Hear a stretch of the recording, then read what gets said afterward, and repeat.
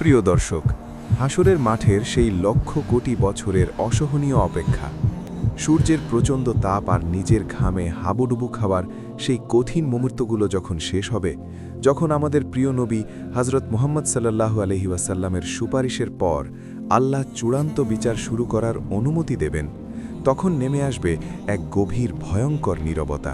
কোটি কোটি আত্মা যারা একটু আগে মুক্তির জন্য চিৎকার করছিল, তারা ভয়ে একদম চুপ হয়ে যাবে। তাদের অন্তর এমনভাবে কাঁপতে থাকবে যে তার শব্দ শোনা যাবে, কারণ তারা জানে এখন তাদের সামনে তুলে ধরা হবে জীবনের প্রতিটি মুহূর্তের হিসাব, তাদের আমলনামা অর্থাৎ কর্মের খাতা। সেই ভয়ঙ্কর নীরবতার মধ্যেই আল্লাহর হুকুমে ফেরেশতারা মানুষের হাতে হাতে তাদের কর্মের খাতা তুলে দেওয়ার জন্য এগিয়ে আসবেন। প্রথমে আসা যাক সেই সৌভাগ্যবানদের কথায়, যারা নেককার, যারা দুনিয়াতে আল্লাহর ভয়ে চলত, হারাম থেকে বেঁচে থাকত, মানুষের হক নষ্ট করত না। ফেরেশতারা তাদের কাছে নূরের মতো উজ্জ্বল চেহারা নিয়ে আসবেন। তাদের মুখে থাকবে মৃদু হাসি। তারা সেই বান্দাদেরকে বলবেন, তোমাদের ওপর শান্তি বর্ষিত হোক, তোমরা ধৈর্য ধারণ করেছিলে, নাও তোমাদের পুরস্কার গ্রহণ করো। এই বলে ফেরেশতারা তাদের আমলনামা ডান হাতে তুলে দেবেন। ডান হাতে আমলনামা পাওয়ার সাথে সাথে তাদের বুকের ভেতর থেকে লক্ষ কোটি বছরের জমানো ভয় আর আতঙ্ক এক মুহূর্তে দূর হয়ে যাবে। তাদের চেহারা আনন্দে উজ্জ্বল হয়ে উঠবে। তারা খুশিতে আত্মহারা হয়ে যাবে। তারা এদিক ওদিক ছোটাছুটি করবে। তারা তাদের আমলনামা উঁচু করে ধরে চিৎকার করে বাকিদের ডেকে বলবে, এসো আমার আমলনামা পড়ে দেখো, আমি তো দুনিয়াতেই জানতাম আমাকে একদিন এই হিসাবের মুখোমুখি হতেই হবে। তারা খুশিতে দৌড়ে তাদের পরিবার পরিজনকে খুঁজতে থাকবে, যেন তাদের এই সফলতার খবরটি জানাতে পারে। কিন্তু অপর পাশে থাকবে সেই দুর্ভাগারা, যারা বদকার বা পাপী, যারা দুনিয়াতে আল্লাহর হুকুম অমান্য করে চলত, অহংকার করত, জুলুম করত। ফেরেশতারা তাদের কাছে আসবেন ভয়ঙ্কর রূপ ধারণ করে। তাদের চেহারা হবে কালো, চোখ থেকে যেন আগুন বের হতে থাকবে। তারা কোনো কথা না বলে প্রচণ্ড রাগের সাথে সেই পাপী বান্দাদের আমলনামা তাদের বাম হাতে পিঠের পেছন দিক থেকে ছুঁড়ে দেবেন। কিন্তু ওই পাপীরা ওই আমলনামা নিতে চাইবে না। তখন ফেরেশতারা একটা হুমকি দিয়ে বলবেন, লে বেটা, আমলনামা নে। এইভাবে হুমকি দিয়ে বাম হাতে আমলনামা ধরিয়ে দেবে। বাম হাতে আমলনামা পাওয়ার সাথে সাথেই তারা বুঝতে পারবে তাদের সব শেষ। ভয়ে তারা থর থর করে কাঁপতে থাকবে, আর হতাশায় তারা কুঁকড়ে যাবে। তাদের চেহারা ভয়ে একদম কালো হয়ে যাবে। তারা আফসোস করে বুক চাপড়ে চিৎকার করে বলবে, হায়, আমাকে যদি আমার আমলনামা না দেওয়া হতো, আমি যদি আমার হিসাব সম্পর্কে না জানতাম, হায়, মৃত্যুই যদি আমার শেষ হতো। আমার সকল ক্ষমতা আজ শেষ হয়ে গেছে, আমার সকল সম্পদ আজ কোনো কাজেই এলো না। তাদের সেই আর্তনাদ হাসরের ময়দানের বাতাসকে ভারী করে তুলবে, কিন্তু সেদিন তাদের সাহায্য করার মতন আর কেউই থাকবে না। আমলনামা পাওয়ার পর স্থাপন করা হবে মিজান, অর্থাৎ ন্যায়ের পাল্লা। এটি কোনো সাধারণ পাল্লা নয়। এই পাল্লায় সমগ্র আসমান জমিন রাখলেও জায়গা থেকে যাবে। সেই মিজানের সামনে প্রত্যেক ব্যক্তিকে একা একা দাঁড় করানো হবে। এরপর শুরু হবে জীবনের প্রতিটি মুহূর্তের ওজন। মানুষের ছোট বড়, প্রকাশ্যে গোপন, জীবনের প্রতিটি ভালো এবং মন্দ কাজের ওজন করা হবে। এক পাল্লায় রাখা হবে তার সমস্ত নেকি, অন্য পাল্লায় রাখা হবে তার সমস্ত পাপ। শুধু নামাজ রোজা নয়, সেদিন ওজন করা হবে তোমার বলা ছোট্ট একটি সত্য কথা। ওজন করা হবে বিপদে থাকা একজন মানুষকে দেখে তোমার এগিয়ে যাওয়া। ওজন করা হবে বাবা মায়ের সাথে তোমার বলা একটি নরম কথা। এমনকি একটি বিড়ালকে দেওয়া এক টুকরো রুটিও সেদিন তোমার নেকির পাল্লাকে ভারী করে তুলতে পারে। আবার অন্য পাল্লায় ওজন করা হবে তোমার বলা ছোট্ট একটি মিথ্যে কথা। ওজন করা হবে অহংকার করে তোমার তাকানো।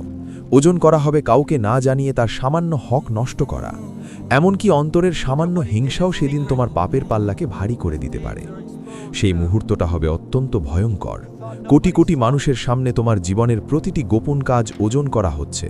একবার ভেবে দেখুন, আপনি ভাবছেন গোপনে কারো চুরি করছেন, কারো হক নষ্ট করছেন, কেউ দেখতে পাচ্ছে না। রোজা অবস্থায় গোপনে পানি পান করছেন, আপনি ভাবছেন কেউ দেখতে পাচ্ছে না, কিন্তু সেদিন সব ধরা পড়বে। সব ওজন করা হবে। ভয়ে লজ্জায় অন্তর কাঁপতে থাকবে। যখন পাল্লা নড়চড় করবে, তখন সবার নিঃশ্বাস বন্ধ হয়ে যাবে। যার নেকির পাল্লা সামান্য পরিমাণও ভারী হবে, সে হবে সফল। তার মুখে ফুটে উঠবে বিজয়ের হাসি। আর যার পাপের পাল্লা ভারী হবে, সে হবে চরম ব্যর্থ। তার বাঁচার আর কোনো আশাই থাকবে না। সে বুঝতে পারবে তার ঠিকানা কোথায় হতে চলেছে। এরপর এমন কিছু পাপী থাকবে যারা তাদের আমলনামা দেখে আল্লাহর সাথে তর্ক করতে শুরু করবে। তারা বলবে, হে আল্লাহ, আমি তো এই পাপ করিনি, এই ফেরেশতারা হয়তো ভুল লিখেছে। তখন আল্লাহ তাদের মুখ বন্ধ করে দেবেন, তাদের মুখ সেলাই করে দেওয়া হবে। আপনার জিহ্বা সেদিন নীরব থাকবে, কিন্তু আপনার শরীরের অঙ্গপ্রত্যঙ্গ কথা বলতে শুরু করবে। আপনার হাত কথা বলবে, হে আল্লাহ, আমি সাক্ষ্য দিচ্ছি এই ব্যক্তি আমাকে দিয়ে চুরি করিয়েছিল, আমাকে দিয়ে হারাম জিনিস স্পর্শ করিয়েছিল, আমাকে দিয়ে অন্যের ওপর জুলুম করিয়েছিল।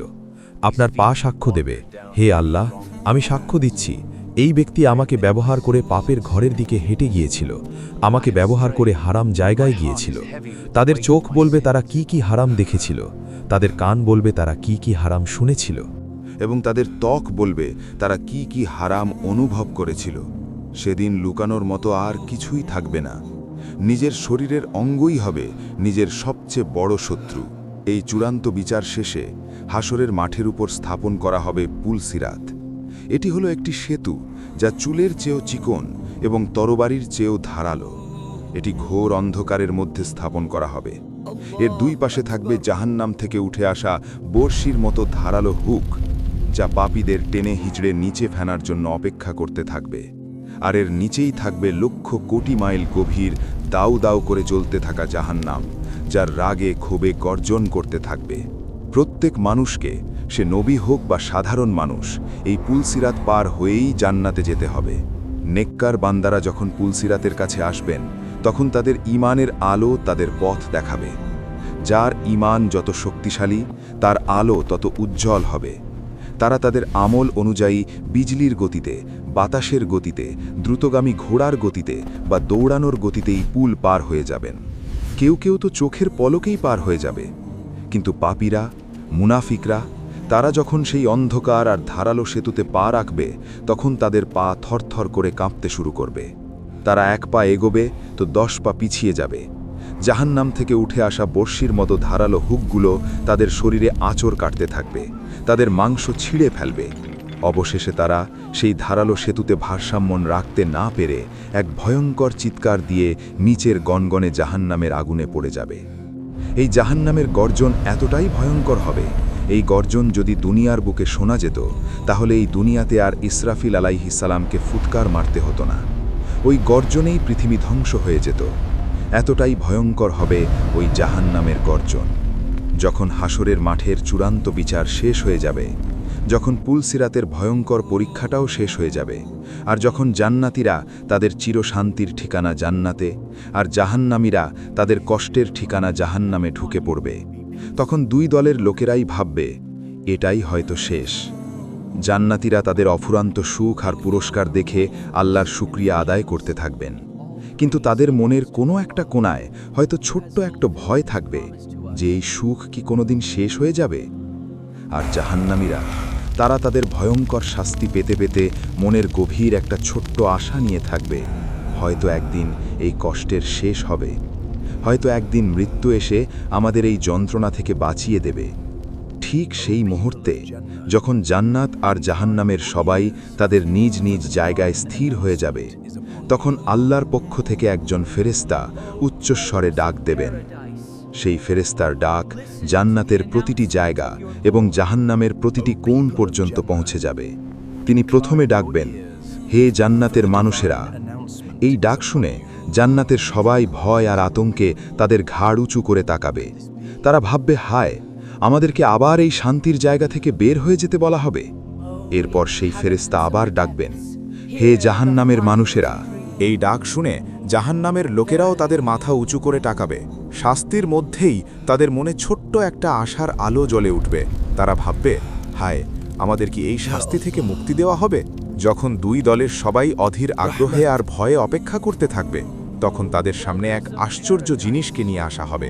মৃত্যুকে সেদিন একটা সাদা কালো রঙের সুন্দর ভেড়ার মতো করে নিয়ে আসা হবে এবং তাকে জান্নাত এবং জাহান্নামের ঠিক মাঝখানে দাঁড় করানো হবে। এরপর সেই ফেরেশতা আবার জিজ্ঞেস করবেন, হে জান্নাতের মানুষেরা, তোমরা কি একে চেনো? জান্নাতের সবাই একসাথে উত্তর দেবে, হ্যাঁ, আমরা একে চিনি, এটাই তো মৃত্যু। তারপর তিনি জিজ্ঞেস করবেন, হে জাহান্নামের মানুষেরা, তোমরা কি একে চেনো? জাহান্নামের লোকেরাও একসাথে উত্তর দেবে, হ্যাঁ, আমরাও একে চিনি, এটাই তো মৃত্যু। যখন জান্নাত এবং জাহান্নামের সবাই সেই মৃত্যু নামক ভেড়াটিকে চিনে ফেলবে তখন আল্লাহর হুকুমে সেই মৃত্যু নামক ভেড়াটিকে জবাই করে দেওয়া হবে। মৃত্যুকে জবাই করার পর সেই ফেরেশতা এক শেষ এবং ঐতিহাসিক ঘোষণা দেবেন, যা শোনার পর আর কোনো সন্দেহ থাকবে না।